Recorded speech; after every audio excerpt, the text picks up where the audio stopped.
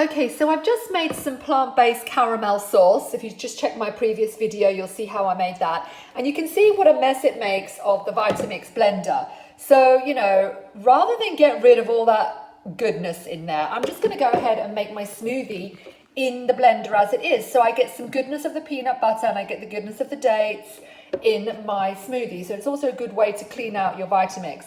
So I'm doing here, I've got 2 whole frozen bananas and the same quantity of frozen mangoes, and I've actually got 4 cubes of frozen coconut cream milk. Well, it's actually coconut milk, and I've frozen those into my containers, and I've got 4 cubes of coconut milk. So I'm going to put all those in there, and you can either put it in with some water or some plant milk. But what I'm going to do today is I'm going to add water, but I've also made, and this is a tiger nut paste.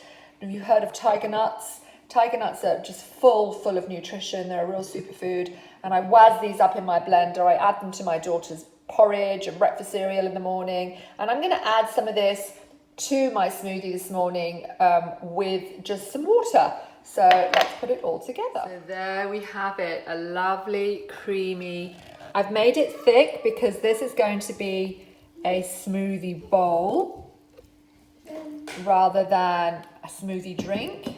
I'm gonna have it as a bowl. So here's my smoothie bowl. I've topped it with some of my homemade quinoa granola, some pomegranate seeds, some freshly chopped fresh apricots, and then just a little bit here of my lovely whole food plant-based caramel sauce that I made. Look at that, how delicious does that look?